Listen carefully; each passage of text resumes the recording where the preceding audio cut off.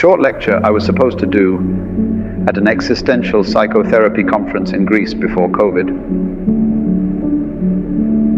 Sisyphus Modesty. When I saw the topic of the reunion, I immediately jumped into the image of Sisyphus, and I began to imagine him dragging here in the mountains of Athens, the weight of life on his back, again and again, with submissiveness, with modesty that's not common among humans. Camus told us that Sisyphus was punished by the gods for such a life, and even asked us, in Transcendence, to imagine Sisyphus as a happy person, one who managed to find the meaning of life, even within the limited and suffering life frame to which he was thrown, without any possibility of being saved, and without any mental expectation of being saved. But why did Camus seek to use this story in which man is punished by the gods for a life full of suffering? Why did he need the great gods to whom Sisyphus stands in painful cuts all over his body as he carried the burden of life with an inner smile that was crucial, never to surrender? Isn't this experience common among all human beings, even without the great gods? Camus is well aware of the absence of the gods in the minds of his readers, who cannot take comfort in the punishment that comes from above. They don't have the thrill to bear that, as suffering that has a mystical meaning, as a reference from the Supreme. Therefore, it seems that Camus asked his God-forsaken readers, a nearly religious reference, to face the challenges of existence. He would probably call it another name, live the absurd. And if he met Kierkegaard abruptly, he would probably be upset that he had chosen Abraham to be the knight of faith, the great expert of absurdity.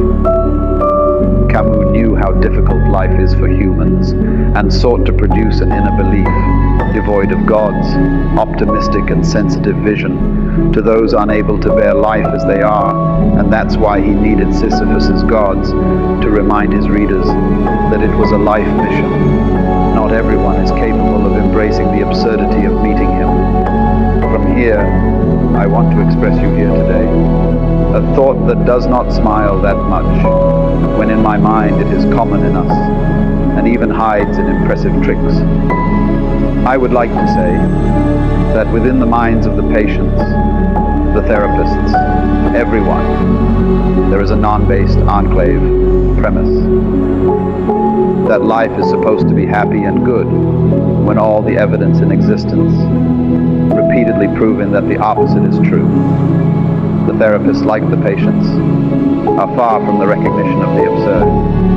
I would like to say that Sisyphus knew that it was not a punishment from the gods, but rather, these are life, just as they are, a long journey of non-stop coping, forced hug with anxiety, blind walk in the storm. But unlike us, who find it difficult to bear life as it is, Sisyphus embraced the absurdity well. This thought is unbearable for us humans. We must protect ourselves from such terror.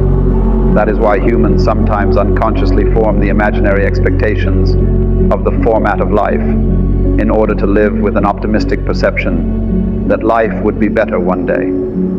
They try to control a little bit of rodent anxiety.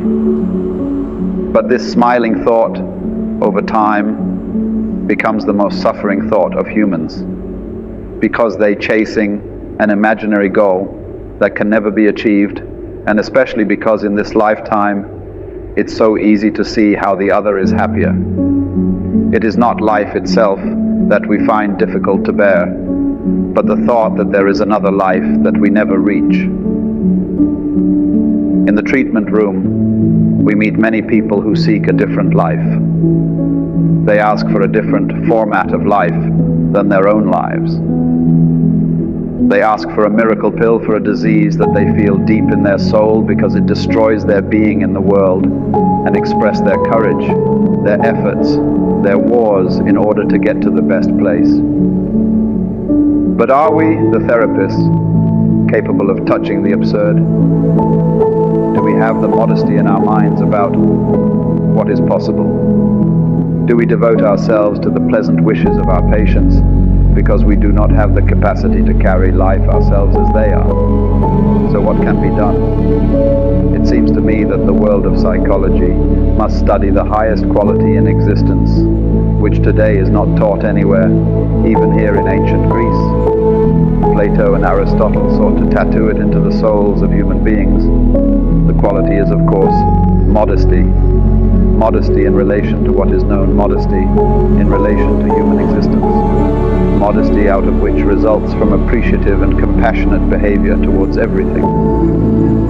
I do not pretend to know how modesty is taught, but within a therapeutic relationship, this quality, whether it exists in therapists, may be the most important therapeutic tool in transference in the face of such an existential challenge.